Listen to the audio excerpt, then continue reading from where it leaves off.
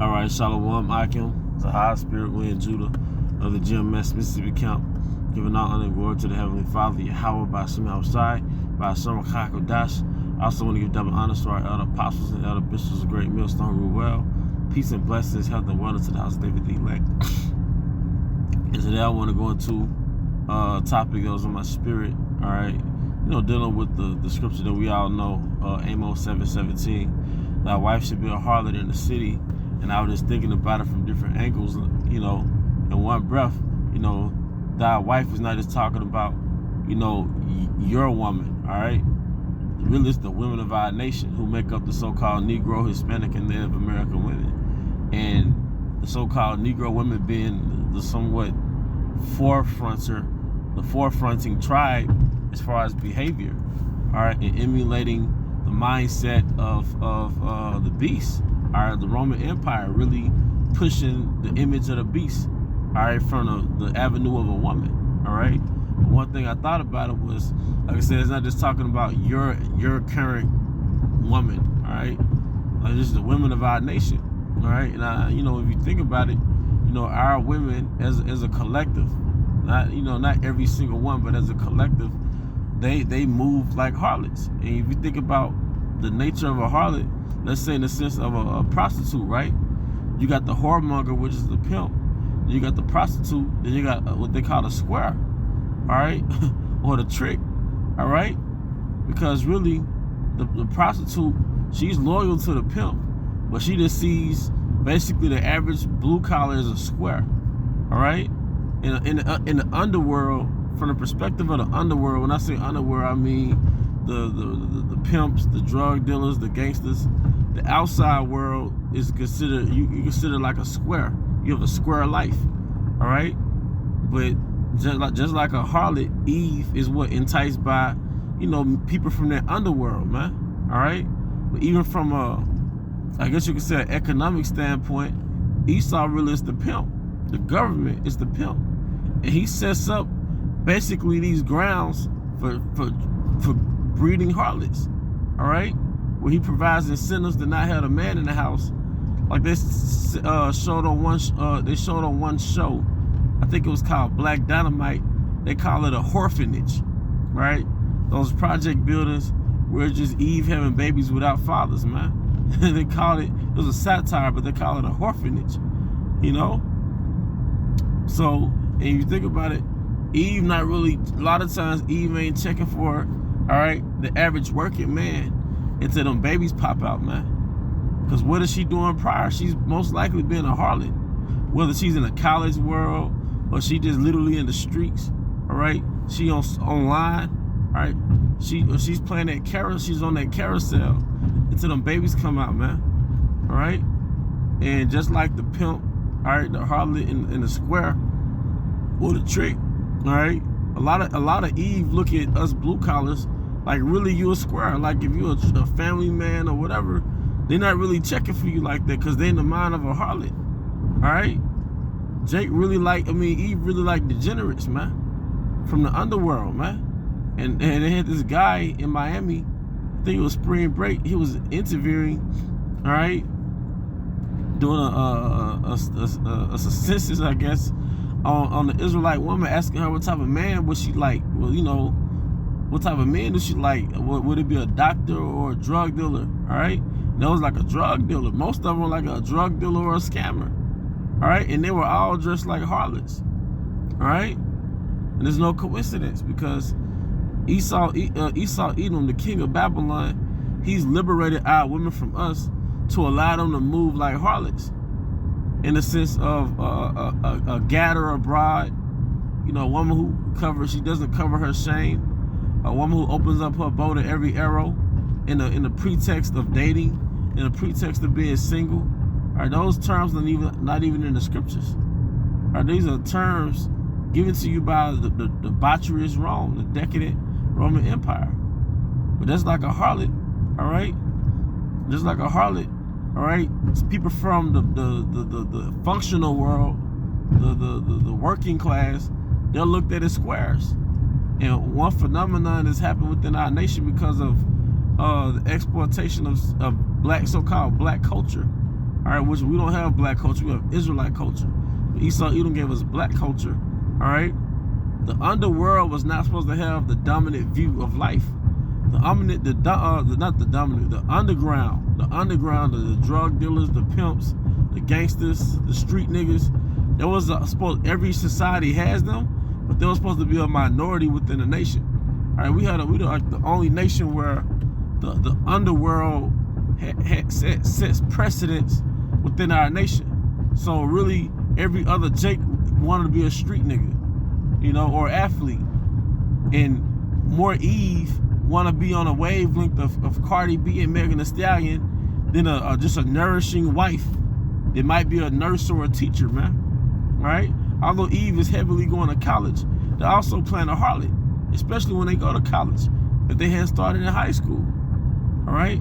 But going back to the point that it was on my spirit, is that a lot of these harlots, they're checking for you, all right? Either when, like Black Ram said, when they had that thought retirement, all right?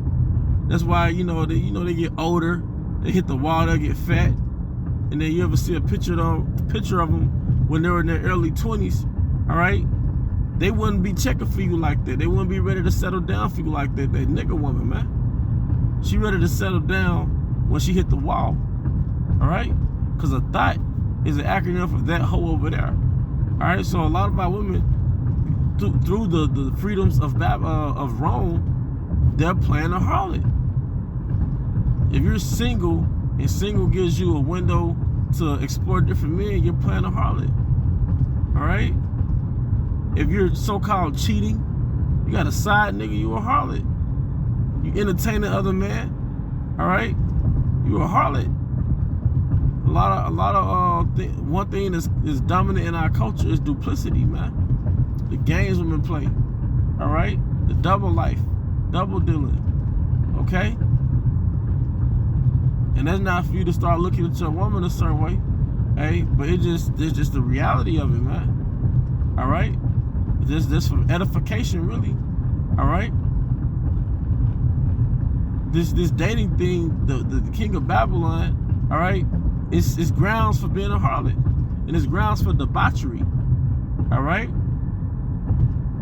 But that's pretty much the point, man. All right? When it says that a wife should be a harlot, that's just the women in our nation in general, man. All right? And like I said, a lot of them ain't checking for just a working class, average Jake until really her hot girl summer is over. All right? And I've noticed that personally. You might see a chick at a certain store you go to every day, or you might see a woman you like, but she ain't really checking for you like that, or whatever it may be. But when that stomach started poking out, all right, and she started experiencing life, now they look at you in a certain way when you got that uniform on, man. All right? Now you can tell their spirit kind of gets into you, man. All right? But if it weren't for that baby, or if it weren't for, her not looking like she did in her 20s, I should still be on the carousel, man. All right? And that's not to do that because I'm not doing this less because I'm angry. It's just reality. One thing I learned about this truth, and excuse me if I'm just talking, but one thing I learned about this truth is that you're forced to deal with harsh realities. And not just for women. When we speak on red pill, all right, when the red pill initially came out, you have to remember that went back to the Matrix. You had a red pill and a blue pill. The red pill is about the reality beyond the veil. Really, the reality of the world we live in, that basically this is a distraction from the fact that you're a modest slave. This is a empire built off Satanism. And really, it's a cutthroat, dog-eat-dog world. That's the red pill. It's not so much that you just got your eyes on women. You can't really trust anybody, man. The brotherhood is the safest place to be. All right? But even in the brotherhood, you have wolves in the brotherhood. You have agents in the brotherhood, man. All right? That's the reality, that life ain't just some, hey, how you doing? No, it's cutthroat, man. All right? It's cutthroat. All right? Everybody is really subject to their nature, which makes it very primitive. And it's going back to Wisdom of Solomon 14, where it speaks on the characteristics of men before that flood. But it's the same, those same spirits are here. You know? Murder is part of the culture, all right, in America, in so-called black culture, and Hispanic culture, because they're heavy into gangs too. Murder is part of the fucking culture. All right? Adultery is part of the culture. Backstabbing, finessing, that's part of the culture. But that's all in the scriptures. All right?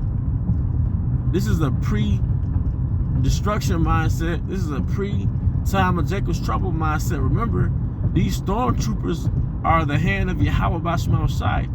And the proof on that is Psalm 17, man. Deliver us from the wicked, which is our sword. All right? It also tells you in Isaiah that basically Jake's wickedness prepared a table for that troop, man. All right? But it's important that these lessons come out, you know, talking about women because there's a judgment coming.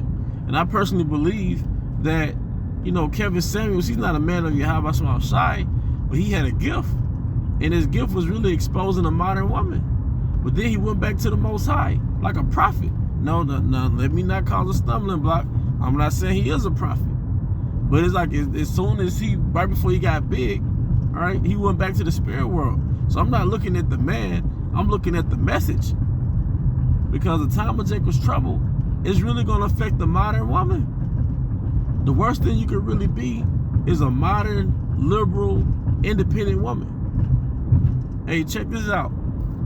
I know I'm just ranting at this point, all right? You have a lot of women, and I've seen this, all right?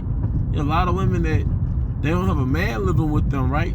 But they have lovers, they have paramours, they got niggas out of state, you know? But when those emergencies happen in those cities, a lot of times they don't have men staying with them when those emergencies pop off. Like a hurricane, like a power outage. And if shit don't get back together in a couple of hours, it's done for them, man. Now that modern woman has been trapped in her mindset.